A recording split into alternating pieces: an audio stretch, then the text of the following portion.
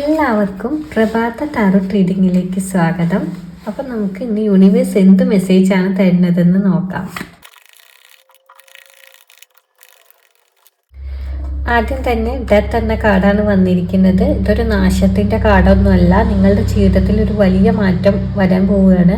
ഇതുവരെ നിങ്ങൾ അനുഭവിച്ചുകൊണ്ടിരുന്ന ചില പ്രശ്നങ്ങളും കാര്യങ്ങളും എല്ലാം അവസാനിക്കാൻ പോവുകയാണ്. പുതിയൊരു തുടക്കം നിങ്ങളുടെ ജീവിതത്തിലേക്ക് പുതിയ പല കാര്യങ്ങളും വരാൻ പോകുന്നതായിട്ടാണ് ഈ ഒരു കാർഡ് ഇവിടെ കാണിക്കുന്നത് കേട്ടോ.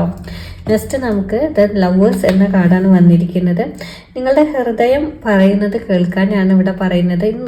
ഇത് ഈ ഒരു കാർഡ് വന്നപ്പോൾ നിങ്ങളിലേക്ക് പുതിയ ഇഷ്ടങ്ങൾ വരാനും പുതിയ പലതിനോടും നിങ്ങൾക്ക് ഇഷ്ടം തോന്നാം. ചിലപ്പോൾ ഒരു റിലേഷൻ ആയിരിക്കാം, അല്ലെങ്കിൽ പുതിയൊരു ഫ്രണ്ട് നിങ്ങളുടെ ജീവിതത്തിലേക്ക് വരാം. അതല്ലെങ്കിൽ പുതിയ എന്തെങ്കിലും കാര്യങ്ങൾ, ഒരു പുതിയതായി എന്തെങ്കിലും പഠിക്കാനോ പുതുതായി എന്തെങ്കിലും ചെയ്യാനോ പുതിയ വല്ല ജോലിയോടോ അങ്ങനെ എന്തിനോടെങ്കിലും നിങ്ങൾക്ക് ഒരു താല്പര്യം വരാനും ആ ഒരു ഇഷ്ടത്തോടു കൂടി നിങ്ങൾ മുന്നോട്ട് പോകാനുള്ളൊരു സാധ്യതയാണ് ഇവിടെ കാണുന്നത്. അത്തരത്തിലൊരു മെസ്സേജാണ് യൂണിവേഴ്സ് ഇവിടെ തന്നിരിക്കുന്നത്.